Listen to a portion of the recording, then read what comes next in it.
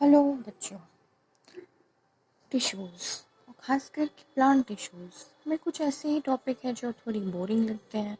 चलिए इसे थोड़ा इंटरेस्टिंग वे में पढ़ें। टिश्यूज़ टिश्यूज़ क्या समझते हैं? टिश्यू जो है ओरिजिनेट करता है कॉमन ओरिजिन से, और कितने भी सेल्स होते हैं आपस में मिल करके बनाते हैं टिश्यू, और वो साथ में इस कॉमन फंक्शन परफॉर्म करते हैं। प्लांट टिश्यूज़, प्लांट्स में कितने टाइप के टिश्यूज़ होते हैं? पहला meristematic tissue, second permanent tissues. आइए मेरिस्टेमेटिक टिश्यूज़ के बारे में थोड़ी डिटेल में जानें। मेरिस्टेमेटिक टिश्यू ये जो है सेल्फ डिवाइडिंग टिश्यूज़ हैं, खुद ब खुद डिवाइड कर जाते हैं। और अब ये प्रेजेंट कहाँ होते हैं? ये जनरली प्रेजेंट होते हैं in the growing regions of plant, at the tip और in the shoot region, in the root region, जो कि लेंथ इंक्रीज करवाते हैं प्लांट्स में और डिफरेंट डिफरेंट एबिलिटी प्रोवाइड करते हैं प्लांट को। अब कितने टाइप के मेरिस्टेमेटिक टिश्यूज होते हैं? पहला apical, second lateral, third intercalary. आइए थोड़ा डिटेल में ये जानते हैं। जो एपिकल मेरिस्टेम है ये ग्रोइंग टिप्स पे प्रेजेंट होते हैं, प्लांट रीजन के ग्रोइंग टिप्स पे प्रेजेंट होते हैं। इन्हें एपिकल मेरिस्टेम कहते हैं। स्टेम्स रूट्स पे होते हैं जो कि इंक्रीज कराते हैं लेंथ को। अब लैटरल मेरिस्टेम ये जो है प्लांट्स की गर्थ इंक्रीज कराते हैं। जितने भी प्लांट्स में इकाई बनती है, गोलाकार आकार बनते हैं, जिससे कि हम एज ऑफ द प्लांट पता कर सकते हैं, वो कौन करवाता है? Lateral meristem.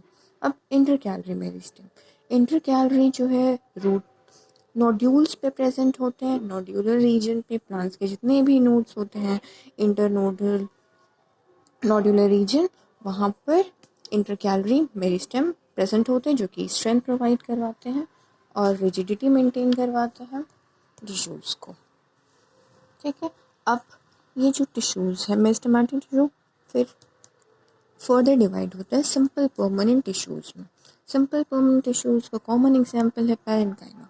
पैरेन्काइमा जो है मोस्ट कॉमन एग्जांपल है सिंपल परमानेंट टिश्यूज़ का, जो कि ये लिविंग टिश्यूज़ है और इनमें इंटरसेलुलर स्पेसेस प्रेजेंट रहते हैं और ये फूड स्टोर करने के भी काम आते हैं। सिंपल परमानेंट टिश्यूज़ होते हैं, कॉम्प्लेक्स परमानेंट टिश्यूज़ होते हैं। चलिए सिंपल परमानेंट टिश्यूज़ को डिटेल में जानें। अब सिंपल परमानेंट टिश्यूज़ और कॉम्प्लेक्स परमानेंट टिश्यूज़ में भी अंतर जानना ज़रूरी है। सिंपल परमानेंट टिश्यूज़ तो वही होते हैं जिनमें सारे के सारे सेल्स सेम होते हैं और वो साथ मिलकर अकॉर्डिंगली फंक्शन कराते हैं। बट कॉम्प्लेक्स टिश्यूज़ में जो ये सेल्स होते हैं डिफरेंट टाइप्स ऑफ सेल्स होते हैं, और परमानेंट टिश्यूज़ में है जो अब आगे फर्दर डिवाइड नहीं करेंगे, बस इनका डिवीजन जस्ट वहाँ पर स्टॉप कर दिया गया है। जैसा कि मैंने आपको बताया था पैरेन्काइमा के सेल्स जो है आइसोडायमेट्रिक सेल्स होते हैं। इनमें इंटरसेलुलर स्पेसेस प्रेजेंट रहते हैं, सर्कुलर स्फेरिकल ओव्यूलेटेड सेल्स और ये पैरेन्काइमा टिश्यूज यूज होते हैं फोटोसिंथेसिस स्टोर करने के लिए और सेक्रीशंस के लिए। आइए कुछ एग्जाम्पल्स देखते हैं। आइए कुछ स्पेशल केसेस देखते हैं पैरेन्काइमा के। वो पैरेन्काइमा सेल्स जिनमें क्लोरोफिल कंटेंट होता है और जो कि फोटोसिंथेसिस जैसे मैंने कहा था वो परफॉर्म करता है, उन्हें क्लोरेन्काइमा कहते हैं।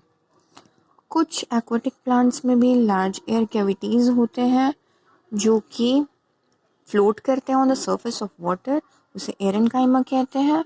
और कुछ कुछ जो है प्लांट्स को फ्लेक्सिबिलिटी प्रोवाइड कराते हैं, उन्हें कहते हैं कोलेनकाइमा।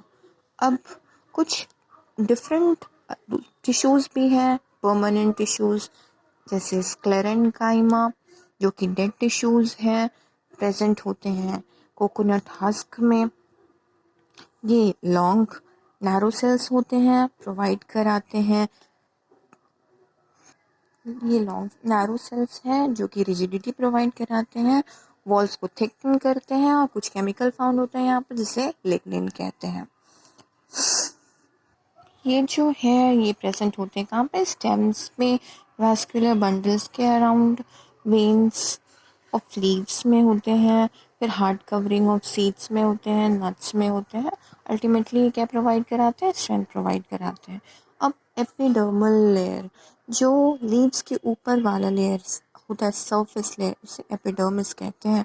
और इन रीजन्स में पोर्स प्रेजेंट होते हैं जो कि लीव्स भी रेस्पायर करते हैं, जो हम कहते हैं ना कि पत्ते सांस ले रहे हैं, इसी पोर्स के थ्रू पत्ते सांस ले रहे होते हैं।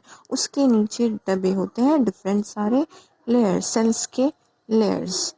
जो जो एपिडर्मल सेल्स होते हैं सरफेस वाले, वहाँ पर लीव्स के ऊपर वैक्सी वाटर रेजिस्टेंट लेयर प्रेजेंट होते हैं, द आउटर सरफेस, जो कि रिलेटिवली फ्लैट होते हैं।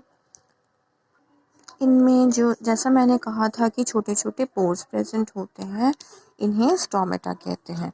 और ये इसी गैसेस एक्सचेंज के लिए हेल्प कराते हैं, क्योंकि किडनी शेप्ड होते हैं, किडनी शेप्ड गार्ड सेल्स होते हैं, जो कि एक्सचेंज ऑफ गैसेस में हेल्प करते हैं।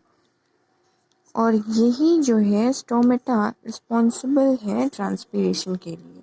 ट्रांसपीरेशन मतलब loss of water in the form of water vapour, जो भी ये भी होता है थ्रू स्टोमेटा।